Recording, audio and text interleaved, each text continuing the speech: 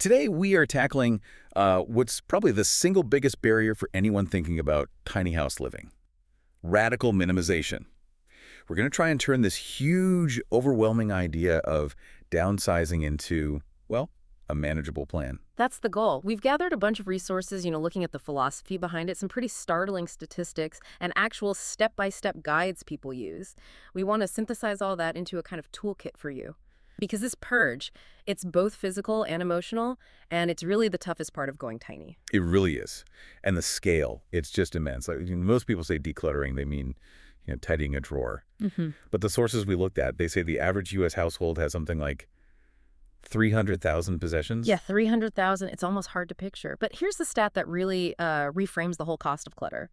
One big study found we spend, on average, 153 days of our lives just looking for misplaced stuff. Wait, 153 days? Days. That's like 5 solid months of your life gone. Hunting for keys, your phone, that bill you need to pay. Wow. 5 months. That makes you think completely differently about, a messy garage. Okay, let's unpack this. If it's that hard, emotionally draining, why are people choosing this extreme path? It can't just be about finding their socks quicker, right? No, absolutely not. There's a fundamental philosophical shift happening. Minimalism at its core is about maximizing happiness. It's about focusing your limited time, your money, your energy on things that aren't things. Experiences, family time, travel, health. Not just accumulating and maintaining stuff. And the money side of it, well, our sources make a pretty compelling case there, too. Yeah. The median U.S. home price right now, around $412,000. Compare that to a tiny home, maybe $20,000 to $80,000, depending if you DIY or buy one. Right, and that huge price difference, that's just the beginning. Think about it. Drastically less upkeep, lower utility bills, fewer repairs, and crucially, often no mortgage at all. And this isn't just theory, the data shows it.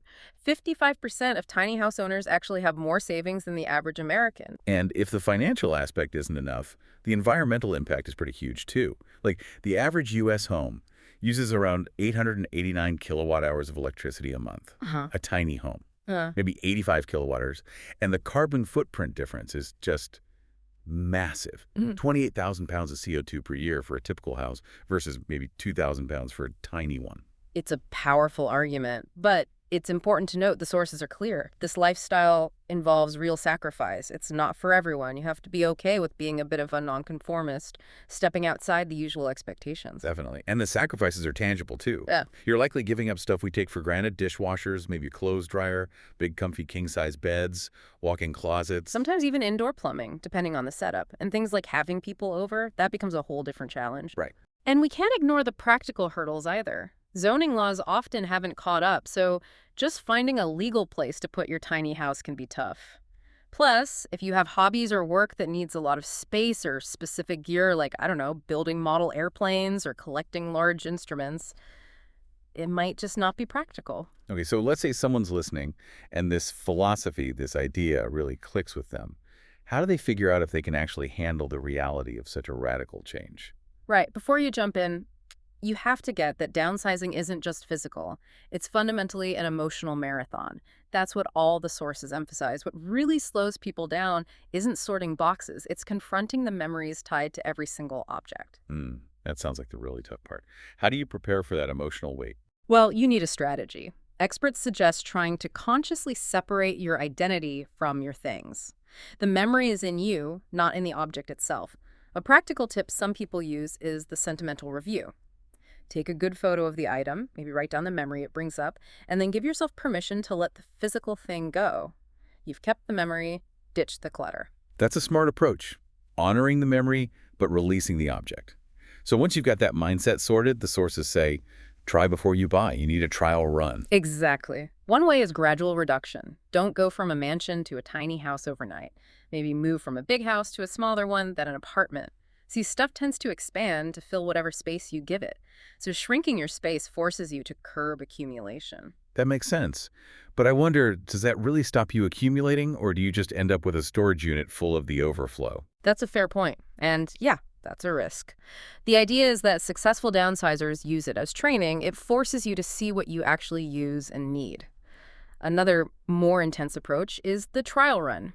Literally put almost everything in storage, maybe rent out your house, and try living in a really small space, an RV, a small rental for a few months. Or you could start even smaller, right? Mm. Focus on just one area. Yes, definitely. Try a specific challenge, like the clothing one. See if you can live for a month with just, say, 30 items of clothing. It proves that 80-20 rule, you probably wear 20% of your clothes 80% of the time anyway. Look, if these trials make you absolutely miserable, then maybe this lifestyle isn't for you. But if you find you adapt, then it's time for the real heavy lifting. Okay, so now we're into the toolkit, the actual methods for purging, like 90% of your possessions. What's the common thread running through these? Well, regardless of which method you pick, it boils down to asking two ruthless questions about every single item. One, do I truly love this? And two, does it serve a clear, necessary purpose? It's about focusing laser-like on priorities and real needs, pushing past sentimentality and just-in-case thinking. Got it. Let's start with the one that sounds fastest, maybe the most brutal.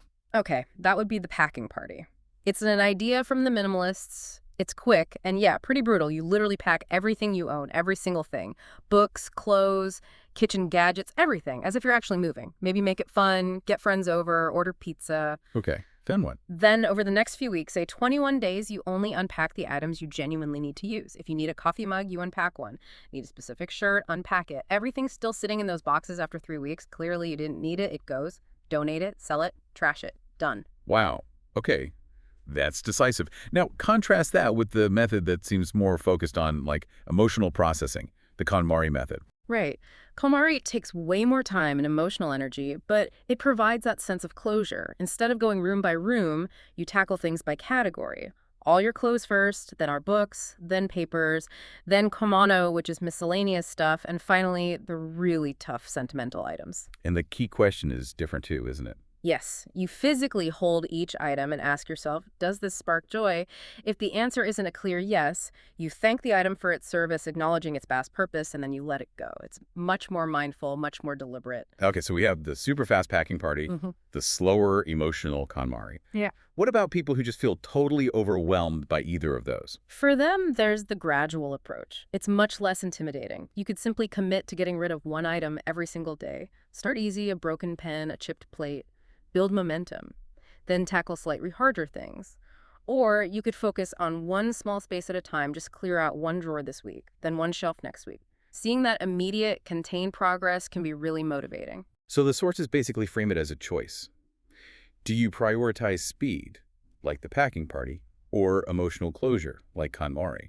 Your personality probably dictates which is better.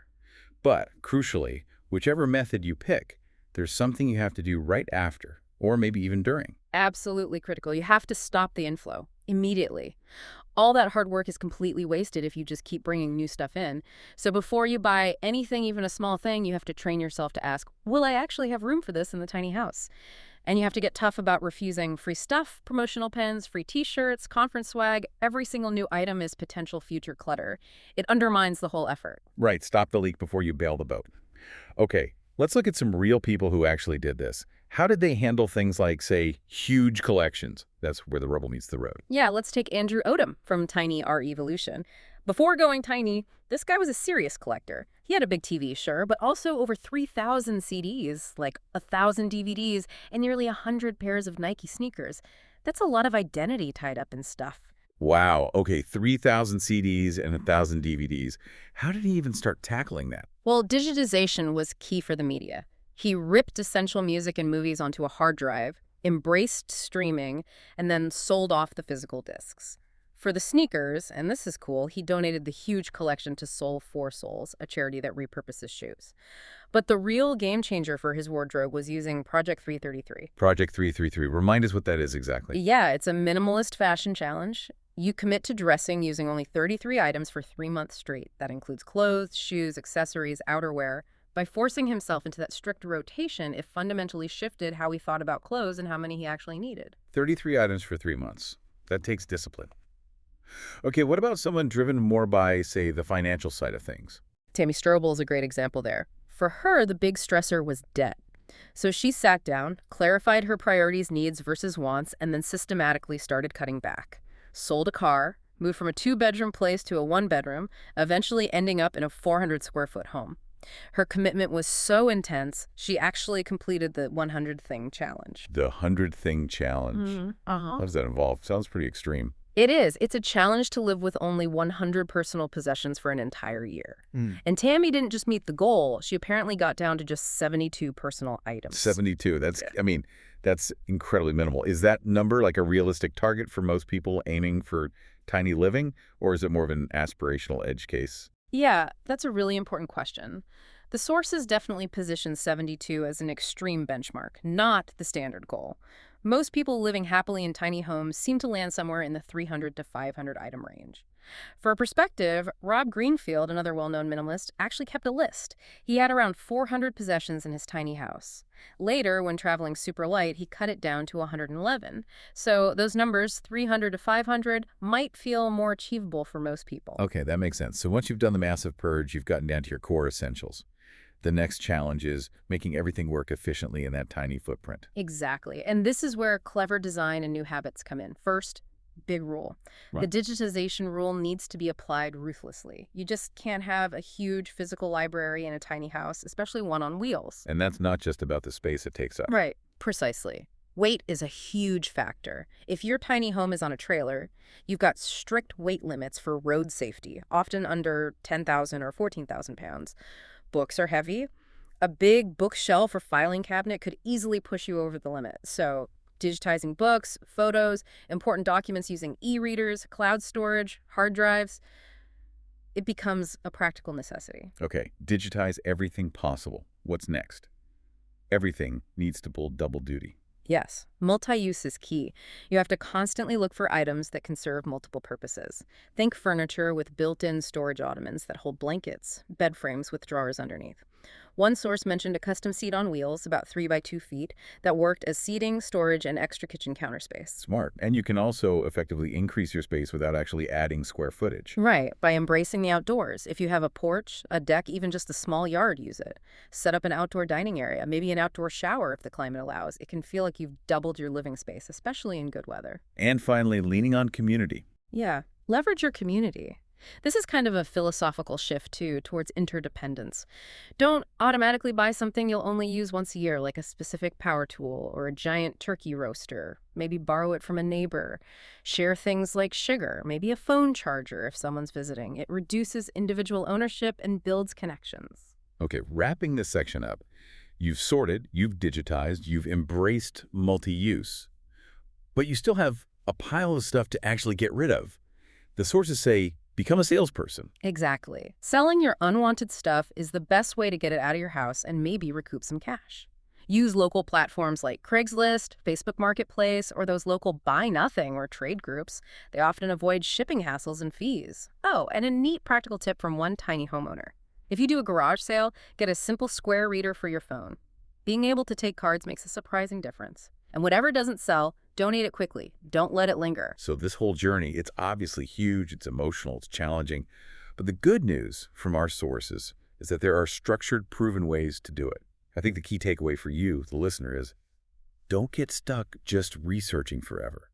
Analysis paralysis is real here. Pick a method, gradual, KonMari, packing party, whatever fits you, and just start. You could always adjust or pivot if it's really not working.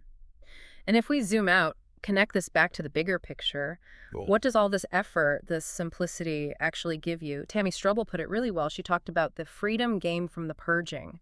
That freedom, that mental space, allows you to create a home that truly supports you, that reflects your actual values and how you want to live your life. That's a powerful thought. And on that note, here's something to leave you with. Our sources pointed out you might be spending 153 days of your finite life just searching for lost things. Right. If you went through this radical downsizing process and reclaimed those 5 months, what would you finally have the time, the energy, the freedom to do with it?